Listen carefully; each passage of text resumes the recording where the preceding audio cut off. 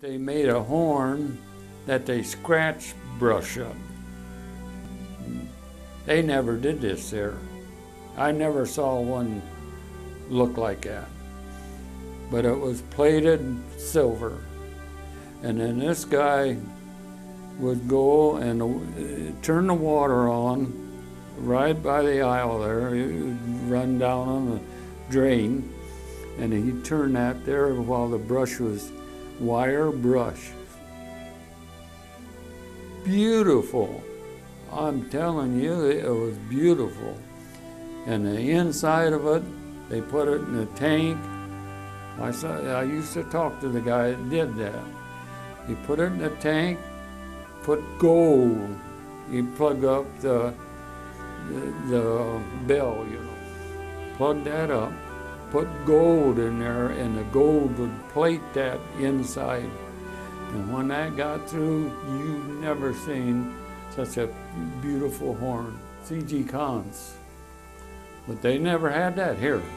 I tried to tell them that. No, we don't have that.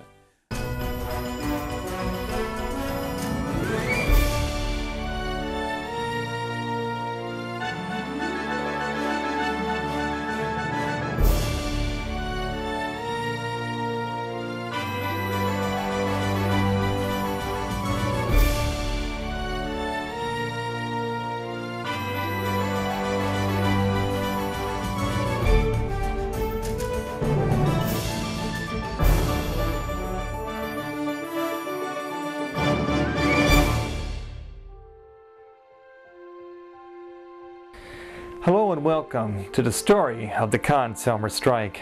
My name is Ronald Zernecki and I'll be your host for this continuing series of the strike.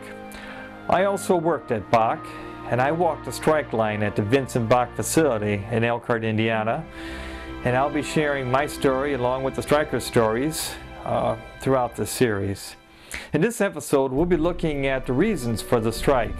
What made these highly skilled workers with an average age of 55 years old go on strike and actually stay on strike for so long, despite what the community felt was a hopeless, stubborn, greedy, and senseless labor action?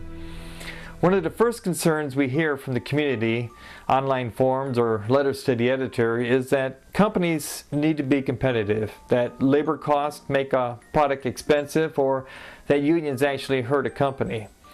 And we're going to listen to the first set of interviews, which begins with concerns about the company actually setting up for the strike, making student line instruments and claiming to lose money on every horn, and finally we're going to hear about the issue of wages actually being a big part of the strike action, reasons for the strike. We start with Steve Hugeboom Sr. as he describes what the union finds out through a requirement of the law that makes the company open up their books whenever they ask for concessions. The company opened up their books and the union finds out that, well, they're actually making money. Let's listen to our first set of interviews. One time they had said they were losing money, but then I guess when they went to the union, they had said that they was making money, but they wanted to make more. So I mean, you know, it was all greed. They wanted to get rid of the union. Bach, Conn Selmer owns other factories and other shops that are also union. We were the biggest one, the strongest one. We did make the most money, but we also made the company the most money. If you go back, we were always the jewel in any corporation that owned us, and so we, like I said, we've always made the most money for the company. The company said they're not making any money, you know, on the student line horns. But here I said, well, what's the story? I mean, here we're working 10 hours a day, coming in here working 7 hours on Saturday. And they claim to be losing money every time a horn went out, you know. I mean, the whole thing, it just sounded phony to me. So I think they were making money, but they didn't want us to know they were making money, you know. It's because this company makes more money. It's so different when you sell a horn than when you sell a box. You see what I'm saying? A place that makes boxes, they're not making that much money. But when you're selling a horn, you're making more money. So therefore, the wages should be paid more, plus there's more skill to doing those jobs than making a box. Stoner's letter, yeah, I recall Stoner's letter. Somewhere around here I got a copy of that. Kind of an intimidating letter stating that if we don't take that, that we'll all be on strike. If they're losing money on every horn, I don't understand. I just never understand why we were supposed to even keep on making them, especially paying all the premium money on the horns, you know, from the overtime. About the same outside of the money angle. We need more money because we got Vincent Bach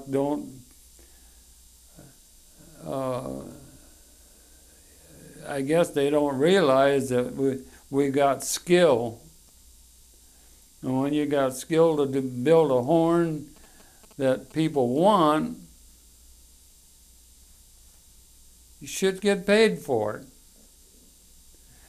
And not only that, but they want to up the output.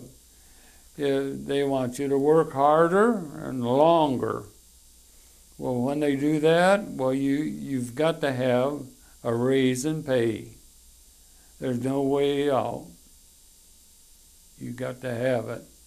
Yeah, right. If you're losing money, why would you just keep on losing money every day? Every horn I would make, I'd be losing money on. They'd be losing money on me, right? That's what they said. I just don't believe them. That the company tried to break the union. They really didn't give us much of a choice. Well, what I honestly believe is that the company wanted us to go out on strike, and they wanted to break the union. No, I think, man, from day one that the company had their sights set on breaking the union from day one. I think that's been a goal of John Stoner's for a long time. It's just they really didn't want us to agree. Wanted to cut our throats, literally. They wanted our experience for half the cost. It was the best offer they had, not with us. The only reason I turned it down is I was told that it was the last and final proposal. There was going to be no more, and because of that, I just turned it down. That might not be the correct thing to do, but I also know that they were going to chop wages anyways. They were going to start increasing insurance. It just wasn't justifiable to accept a $6 wage cut and then have to pay anywhere from, I was paying $38 a week for health insurance, and I was told that was going to go up in cost to somewhere in the area of $75 a week. So it just didn't make any sense to accept something that was going to cost me so much money. The wages, I believe that I would have been taking about an $8 an hour cut in pay, and I believe that the job that I did as far as being dangerous and unhealthy is worth $22 or $23 an hour. It was a combination of the fact that yes, we want to cut your wages 25%, and we're going to raise your insurance, we're going to raise your deductible, and we're going to change the shop rules all around. The shop rules were going to be such that they almost rendered the union powerless, or it took a lot of power away. So it was a combination of all of those things. The reductions, the two contracts before this strike, we were already giving away a lot. There was still unfinished business on the right pay for the right jobs, in my opinion, and they weren't settled either. There was grievances at the end that were kind of given away. And you know, through the years, we gave up. We gave money back. We gave concessions. We did away with this. We did away with that. We gave up things because it was lean times for the company.